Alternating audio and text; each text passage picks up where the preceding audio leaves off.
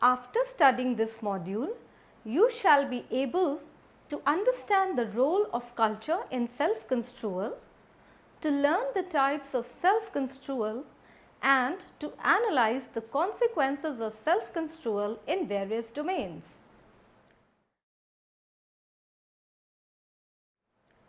The self is an intriguing concept.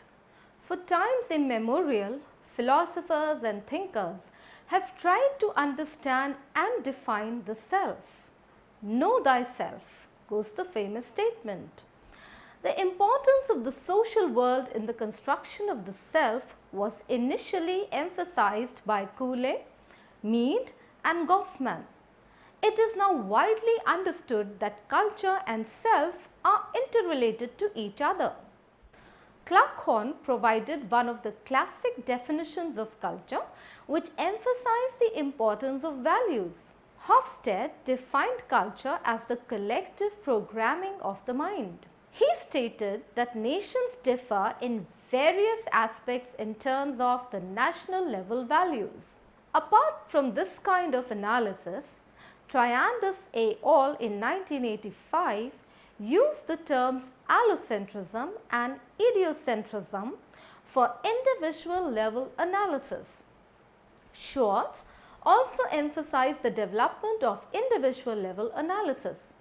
He identified 10 cross-culturally valid individual level value dimensions and summarized them along 2 dimensions: conservatism and openness to change and self-enhancement versus self-transcendence.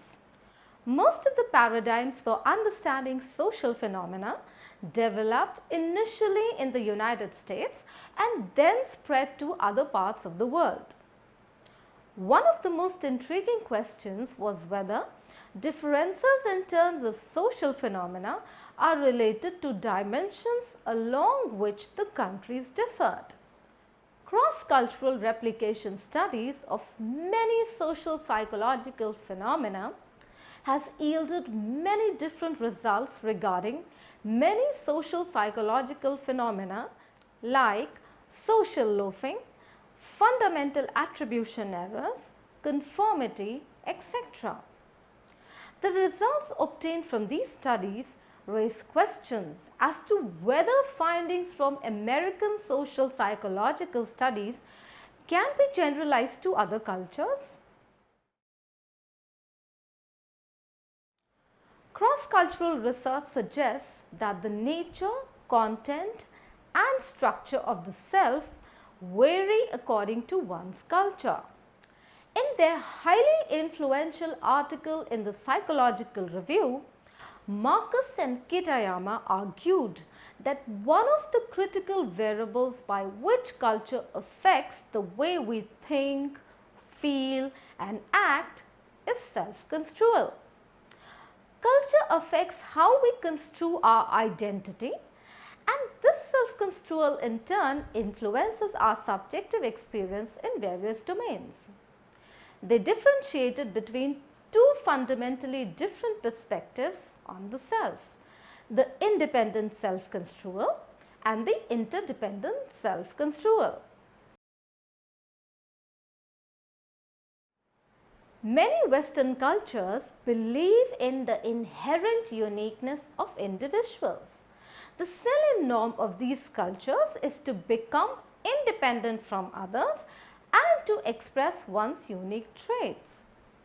Achieving the cultural goal of independence requires that one construes oneself as an individual whose behavior is organized around one's thoughts, feelings and action rather than around the thoughts, feelings and actions of other people. This view of the self believes in the wholeness and uniqueness of each person's internal attributes. It gives rise to the processes of self-actualization. This self-view involves a conception of the self as an autonomous and independent person. Therefore, it is referred to as the independent self-construal. This is also referred to as individualist, egocentric, separate, autonomous and idiocentric. Members of individualist cultures usually come across social contexts which foster an independent self-view more frequently as compared to members of collectivist societies, who are more frequently exposed to contexts that foster an interdependent view of the self. Marcus and Kitayama in 1991 proposed that the differences between the US and Japan could be explained in terms of the self concept, wherein the Americans have a more independent self concept and the Japanese have a more interdependent self concept. In America, there is a strong emphasis on individuality and how one can stand out among others.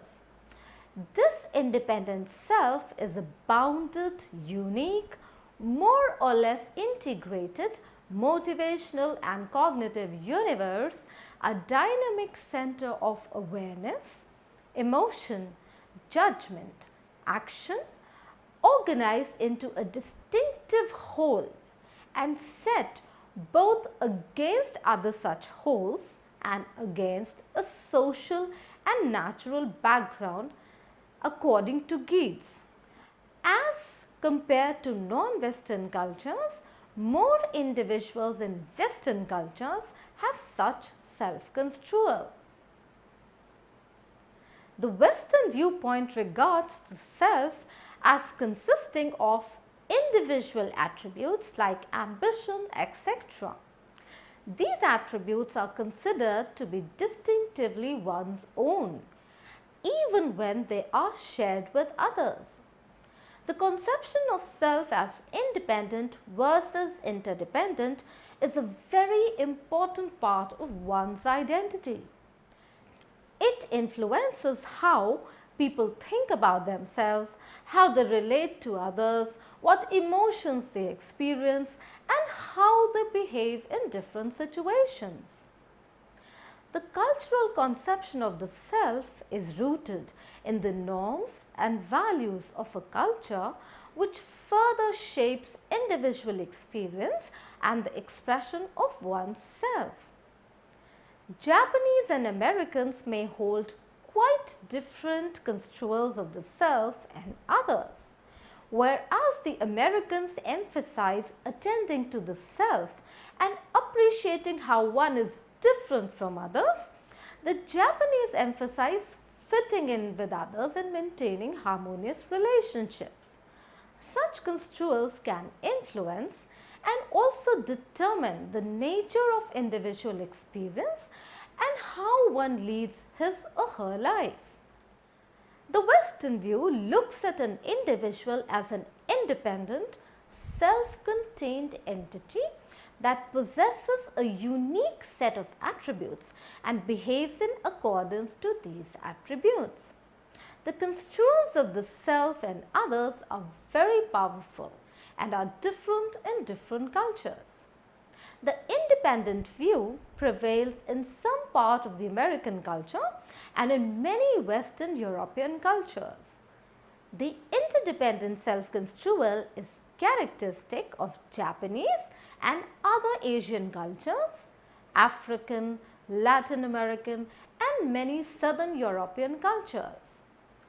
These two types of construals influence various aspects of cognition, emotion, and motivation. Many non-Western cultures emphasize that human beings are fundamentally connected to each other. Hence, the salient norm in these cultures is to maintain interdependence among individuals. This involves seeing oneself as part of a group and recognizing that one's behavior is determined mainly by the thoughts, feelings and actions of others in the group.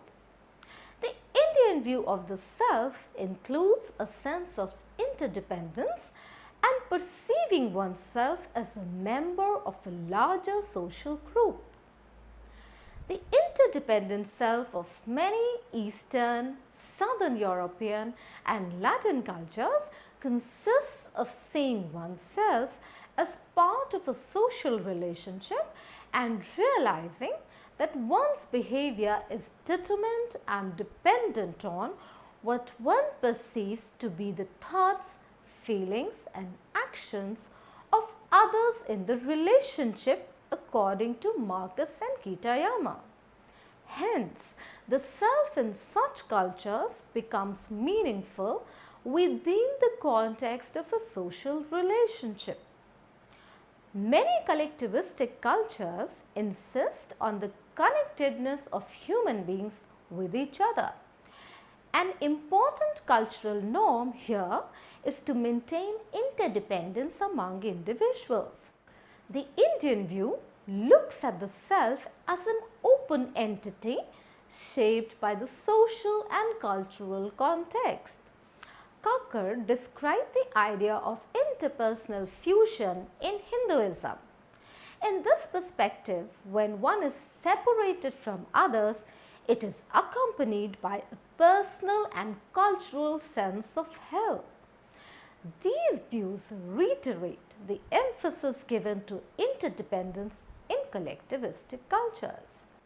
This notion is also referred to as sociocentric, collective, allocentric, contextualist and relational. In an interdependent formulation of the self, others are crucial for social comparison and self-validation as well as they are a part of the context. In India, being sensitive to the needs of other people is a moral obligation as compared to Americans. There is a lot of emphasis on belongingness, dependency and reciprocity in Japanese culture. When one encounters either independent or interdependent social contexts, the self-construal is activated over and over again and hence it becomes highly accessible from memory. Marcus and Kitayama also made the distinction between self-ways and folk-ways. Self-ways refer to the independent and interdependent self-construal which mediates social cognitions and behavior. Folkways are important influences which shape one's personality like parenting, education, etc. Other factors which mediate cross-cultural differences are perceptions about the other person and important influences of the mother tongue on social behavior. Consequences of self-construal. People usually seek positive states and avoid negative states, whereas positive states augment one's view of the self. Negative states work in an opposite way. A person with an independent view of self seeks information that enhances his or her internal attributes. In contrast, a person with an interdependent view of the self seeks those traits which convey that he or she is succeeding in their relationships. Now let us look at the consequences for emotion. Culture plays a crucial role in shaping one's emotional experience. Self-construals affect construals of the social situation, others and their relationship. Thus, emotional experience varies according to the construal of the self. Emotional processes may differ according to the self-construal in many ways. The conditions that elicit many emotions differ according to one's self-construal. The kind of emotions which will be experienced as well as their intensity and frequency also varies with culture. Another difference is in terms of whether ego-focused versus other-focused emotions will be experienced. In some emotions such as anger and pride, the main reference point is the individual's internal attributes. Such emotions may be called ego-focused emotions since they foster independence. Other emotions such as sympathy and shame have another person as the primary reference point. Such emotions may be called other-focused emotions since they foster interdependence. For those with interdependent selves, it is important not to intensely experience ego-focused emotions, especially negative emotions like anger, since they can have adverse effects on their relationships. Self-construals also affect how people may experience various kinds of emotions. Those with an independent sense of self experience ego-focused emotions more frequently, whereas those with an interdependent conception of self experience more of other-focused emotions. Let us now look at the consequences for cognition. Some important consequences of self-construal for cognition are as follows. Individuals with interdependent selves are more attentive to others as compared to those with independent selves. In individuals with interdependent selves, the self and the other are embedded in a specific social context, as a result of which the knowledge about the self or others remains specific to the context. The social context also shapes processes such as categorizing and counterfactual thinking. Individuals with interdependent self have a need to know and understand their social surroundings. Kitayama et al. In 1990 examined this idea in a study that involved similarity judgments between self and the other. Generally, the independent self is judged to be more dissimilar to others than others are to the self. Self-representations. Specific self-representations are based on the core principles which underlie self-construal. They comprise of the characteristics that are related to the behavioral consequences of self-construal. For example, Japanese self-descriptions are more concrete and role-specific, while the American descriptions include more psychological trait characterizations. And Indian's descriptions are more contextualized with reference to roles and social identities, whereas American descriptions are context-free and full of abstract personality traits. Information processing. Self-construals influence how people perceive and interpret social information. Individuals with independent self-construal usually perceive information that highlights their uniqueness, while individuals with interdependent self-construal usually perceive information which is related to relationships. Memory. How knowledge about the self and the other is stored, organized and retrieved from memory is also influenced by self-construal. For instance, memory for people and social events is more accurate in individuals with interdependent self-construal. Individualistic motives versus interdependent motives are even used to organize information about the social world in memory. People with independent self-construal are more likely to ignore the context in the inferences they draw about the social environment, whereas those with interdependent self-construal process social stimuli by paying attention to their relation to the context, according to Kuhnen, Hanover and Schubert. Consequences for motivation. Motivational processes also depend on the nature of the self-construal. Those with interdependent selves usually express more of social motives that have the other person as a referent. Also, for those with independent selves, there is an effort to express one's needs, rights and capabilities, whereas among those with interdependent selves, efforts are made to adjust to the needs and demands of other people and restrain one's inner needs or desires.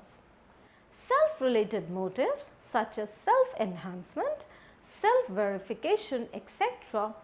also depend upon the nature of the self. People with interdependent self may experience motives associated with others. The need for achievement may be different as well. For example, Americans generally strive for personal achievement, whereas the Japanese primarily strive for achieving group goals. Another motive which influences the behavior of Westerners is the need to reduce cognitive dissonance. Self-descriptions of people with interdependent self are quite concrete and situation specific. Let us now look at the consequences for self processes. Self-esteem is likely to vary according to self-construal. The self-esteem of people with an independent self-construal depends on their abilities and achievements. The importance that one attaches to self-esteem and its implications for life satisfaction also vary between independent and interdependent cultures. Evidence for this assertion was reported by Diener and Dina in 1995. In a study of 31 countries, they found that the relation between self-esteem and life satisfaction was lower in interdependent or collectivist countries, whereas in independent countries, individuals with high self-esteem reported high life satisfaction.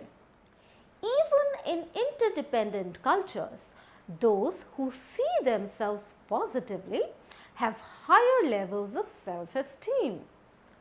It has also been found that members of interdependent cultures who have more independent self-construals appear similar to those from independent cultures.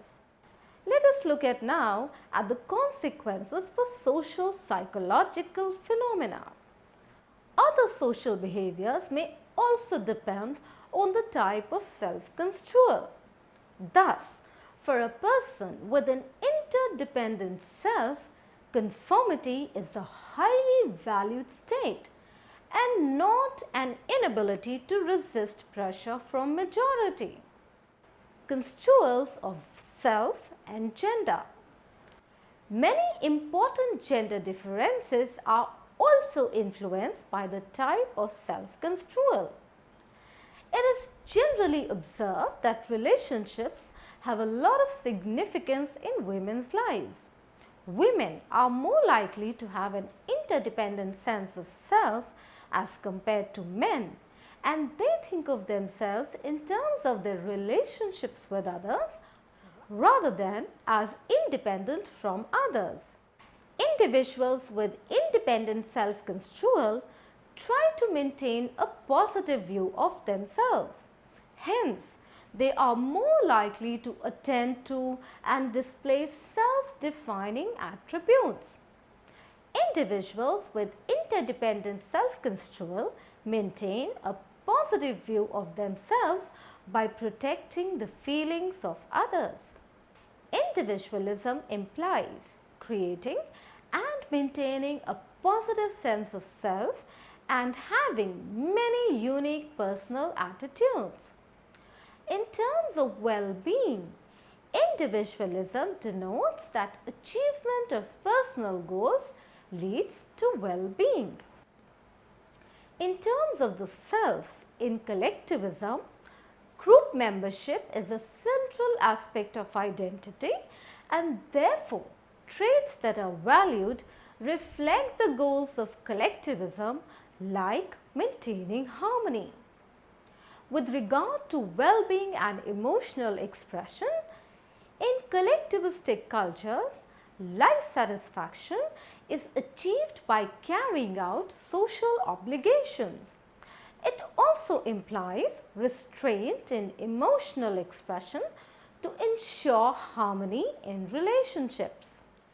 Individualism implies that judgment and reasoning are oriented toward the person and not the social context, and therefore it promotes a decontextualized reasoning style. In contrast, collectivism implies that the social context is quite critical in perception and reasoning. Self-enhancing biases may not be prevalent in many Asian cultures. Self in the Indian culture. India has been termed as collectivist in its cultural orientation by many researchers.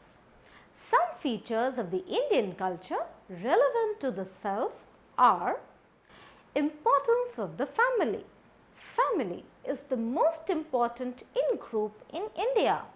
However, slowly there is a breakdown of the joint family system, and among the youth today there is a trend toward nuclearization.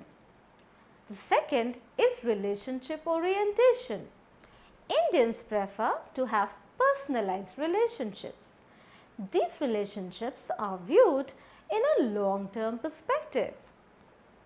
Third, coexistence of individualistic and collectivistic orientations. Many scholars have noted that Indian self-construal has both individualist as well as collectivistic tendencies. Individuality has less scope in the Indian sense of self, as the person is deeply embedded in the social context. However, Indians do pursue private goals and make personal decisions.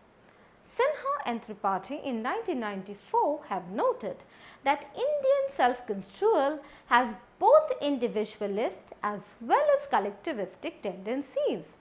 Here, the self does not relate to the own group but is included in the group. The Indian sense of self is continuous with others. Let us now summarize what we have learned from this module. It is now widely understood that culture and self are deeply interrelated to each other. Culture affects how we construe ourselves, which in turn influences our subjective experiences. Marcus and Kitayama differentiated between two fundamentally different perspectives on the self. Members of individualist cultures encounter social contexts which foster an independent self-view. The interdependent self of many Eastern, Southern European and Latin cultures consists of seeing oneself as part of an encompassing social relationship. Emotional experience varies systematically with the construal of the self. There are some important cognitive consequences of self-construal with respect to memory, attention, self-representation, etc. Self-construal also has motivational consequences for individuals in different cultures. Other consequences of self-construal are with respect to self-processes, social psychological phenomena, gender, etc. Some features of the Indian culture relevant to the self are importance of the family, relationship orientation and coexistence of individualistic and collectivistic orientations.